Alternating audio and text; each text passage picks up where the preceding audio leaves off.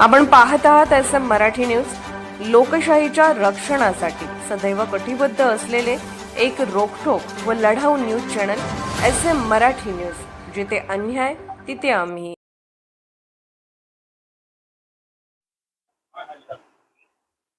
9 जूनला दसरा चौक ते जिल्हाधिकारी कार्यालय सर्वपक्षीय शक्तीपीठ विरोधी महामोर्चाचं आयोजन केलेलं आहे।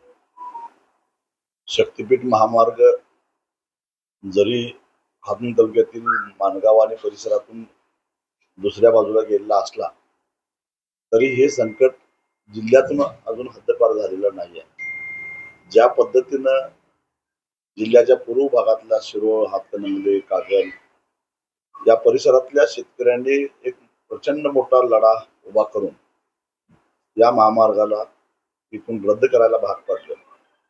त्याच पद्धतीनं जिल्ह्याच्या पश्चिम भागातून जाणारा हा शक्तीपीठ महामार्ग तसाच हद्दपार करण्यासाठी आपल्याला सगळ्यांना सामूहिक प्रयत्न करावे लागेल।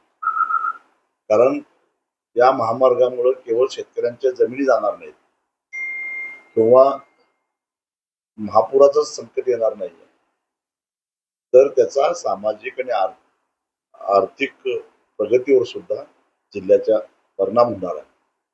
उदाहरणार्थ, या शक्तीपीठ महामार्गामुळे सांगली आणि कोल्हापूर जिल्ह्यातून किमान 25 लाख टन एवढं ऊसाचं उत्पादन घटणार आहे।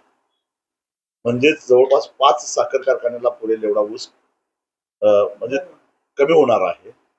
कारखाने जे आज 100 दिवस चालतात ते 70-80 दिवस चालायला लागले तर कारखान्याचं अर्थकारण बिघडल आणि त्यामुळे त्याचा उत्पादन खर्च वाढल्यामुळे शेतकऱ्याला सुद्धा त्याच्या दरावर परिणाम त्याचा होणार आहे। म्हणजे केवळ कारखानदारांचं नुकसान नाही तर ऊस उत्पादक शेतकऱ्यांचं नुकसान होणार आहे।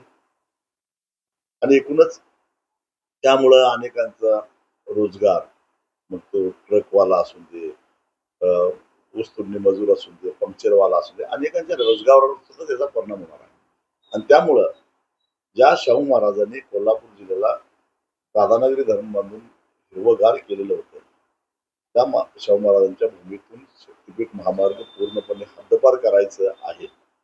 म्हणून 9 जूनच्या महामोर्चाला माणगाव आणि एकूणच परिसरातील सर्व शेतकऱ्यांनी मोठ्या संख्येने यावं असं आवाहन मी करतो। मी तर आहेच, पण जसं तुम्ही तुमच्या भागातला शक्तीपीठ महामार्ग पळवून लावला तसा इतर शेतकऱ्यांच्या मदतीला आपल्याला जायचं आहे आणि म्हणून तुम्ही सगळे या एवढी विनंती करतो।